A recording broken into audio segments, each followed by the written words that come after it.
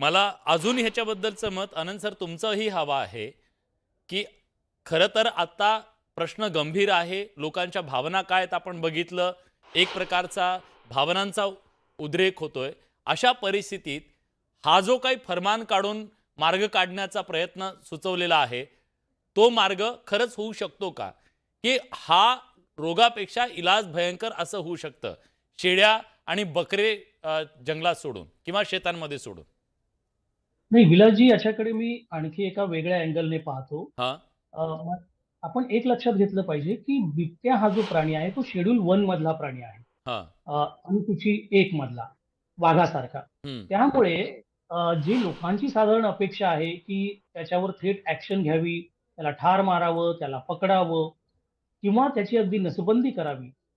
बिबट्यावर थेट करावयाची कुठलीही कार्यवाही जी आहे, ती राज्य शासनाच्या अखत्यारीत येत नाही.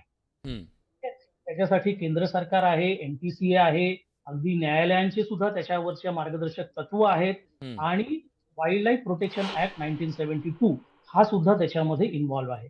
बरं. त्यामुळे या सगळ्या पार्श्वभूमीवर राज्य सरकारला बिबट्यावर थेट काही कार्यवाही करता येणार नाही. परंतु पीडितांना ज्यांचे घरचे कोणीतरी जात आहेत किंवा पशुधनाची हानी होते, त्यांना दिलासा देण्याच्या दृष्टीने काय करता येईल याचा मला हा एक डेस्परेट अटेम्प्ट वाटतो.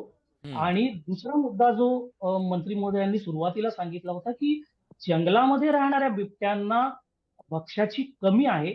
हा मात्र मुद्दा हा अगदी नक्की आहे, फार महत्वाचा आहे आणि हे भक्ष्यांची संख्या कशाने कमी झाली हे सुद्धा आपण विचार केला पाहिजे. मुळात हां. जंगलाची संख्या आपल्यामुळे कमी झाली आणि बिबट्यांचं भक्ष्य असलेले जे प्राणी आहेत तृणभक्षी, ते सुद्धा माणसाने मारूनच कमी केलेले आहे. हं. तर मला असं दिसतं की हे एक डेस्परेट अटेम्प्ट आहे. हा सगळा जो काही प्रेशर बिल्ड होतो आहे आत्ताच्या घडीला, जसं रणजितजींनी सांगितलं, की मीडिया असेल किंवा सोशल मीडिया असेल यांच्या माध्यमातून या बातम्या दणादण आणि रोज येऊ लागलेल्या आहेत. त्याच्यामुळे जे एक वातावरण निर्मिती झालेली आहे, त्याला कुठेतरी थंड करण्यासाठी म्हणा किंवा अ, अ, पण एक लॉजिक थोडासा म्हणून दिलासा एक देण्यासाठी लॉजिक म्हणून जर समजा उसातल्या बिबट्यांमुळे हा सगळ्यात जास्त त्रास होतोय असं दिसतंय सध्या तरी, जंगलातल्या बिबट्यांच्या पेक्षा. उसातल्या या बिबट्यांना जर समजा शेळ्या आणि बकऱ्यांचं खाद्य आयतं मिळालं, तर त्यांचं प्रोडक्शन थांबेल की अजून वाढेल? हा प्रश्न कमी होईल की अजून गंभीर होईल? नाही, हा त्याच्याबद्दलचं हा तुमचं काय हा अगदी ऑब्झर्वेशन आहे? सरदोपट विचार हा अगदी सरदोपट विचार दिसतो, की उसामध्ये शेळ्या प्रोव्हाईड केल्या तर बिबटे बाहेर येणार नाहीत. असं काही होण्याची शक्यता मला तरी दिसत नाही. बरं. ठीक आहे. शरद सोनवणे सर आपल्यासोबत आहेत. मला त्यांचंही याच्याबद्दलचं मत जाणून घ्यायचं आहे. आणि शैलेशजी, पहिल्यांदा तुमची प्रतिक्रिया द्या. अशा प्रकारे शेतामध्ये शेळ्या, बकरे